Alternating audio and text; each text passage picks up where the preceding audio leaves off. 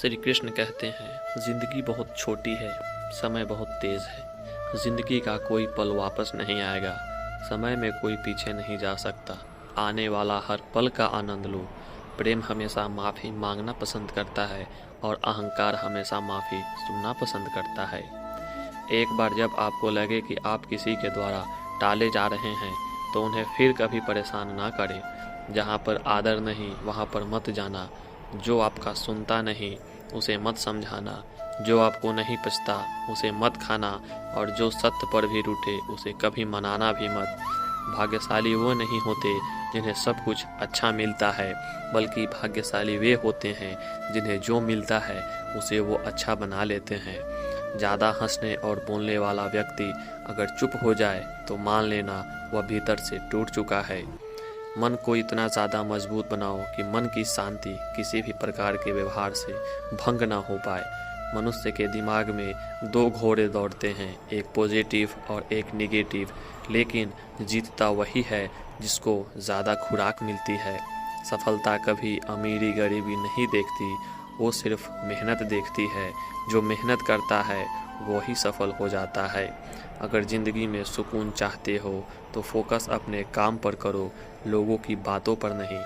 जीवन की सबसे महंगी चीज़ है आपका वर्तमान, जो एक बार चला जाए तो फिर पूरी दुनिया की संपत्ति से भी हम उसे नहीं खरीद सकते। मन की शक्ति एक ऐसी शक्ति है जिसके सहारे किसी भी लक्ष्य को पाया जा सकता है।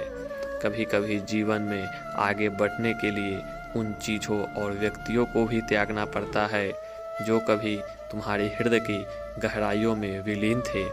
हारने वाला जीतने वाला पर ध्यान देता है और जीतने वाला जीतने पर ही ध्यान देता है। गलत दिशा में बढ़ रही भीड़ का हिस्सा बनने से अच्छा है कि सही दिशा में अकेले चले।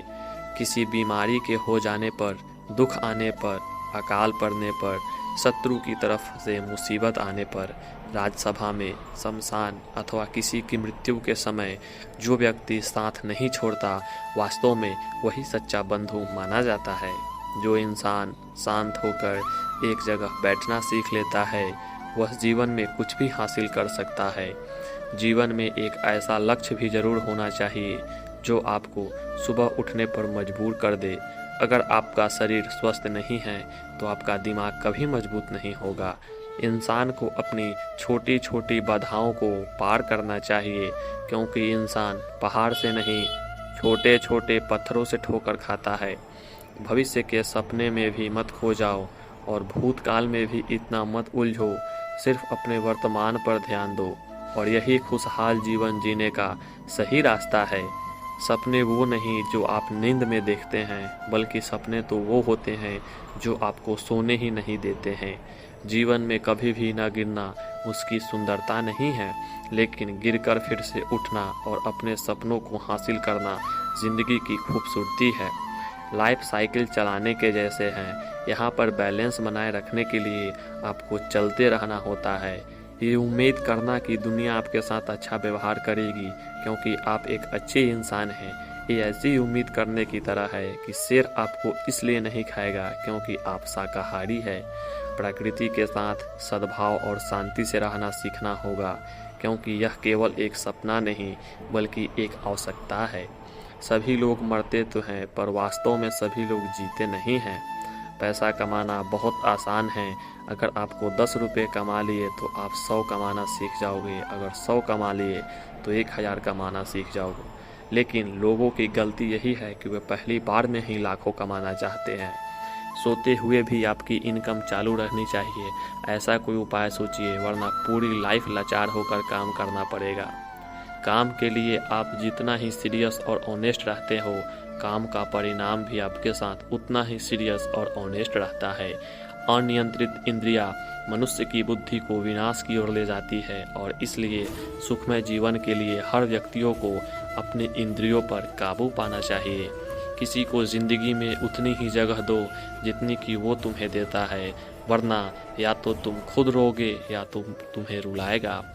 हर चीज़ का इस संसार में बदलना तय है, बस कर्म अच्छे करे। किसी का जीवन बदलेगा तो किसी का दिल बदलेगा तो किसी के दिन बदलेंगे। दोस्ती आवश्यक है, संबंध भी आवश्यक है, परंतु लाइफ की हर कठिन परिस्थिति यह दर्शाती है कि अकेले रहने की कला का आना भी कितना ज़रूरी है। समस्याओं का समाधान हमारा सलाहकार कौन है, इस बात पर भी निर्भर करता है और ये बहुत महत्वपूर्ण है, क्योंकि दुर्योधन शकुनी से सलाह लेता था और अर्जुन श्री कृष्ण से सलाह लेता था। अगर धर्म की रक्षा के लिए कोई भी प्राण या कोई भी वचन तोड़ना पड़े तो वह अधर्म नहीं माना जाता है। दूसरों की जिंदगी ज़्यादा चिंता मत करो, क्योंकि वह चिंता तुम्हारे विकास को विचलित करेगी। ईश्वर सिर्फ दिशा दिखा सकता है, लेकिन उस पथ पर चलना हमारा काम है। और वास्तविकता में अगर तुम चलना ही नहीं चाहते, फिर तुम्हारा ईश्वर को दोष देना व्यर्थ है। सबको अपना जीवन बदलने के लिए समय मिलता है, पर समय बदलने के लिए दोबारा जीवन नहीं मिलता।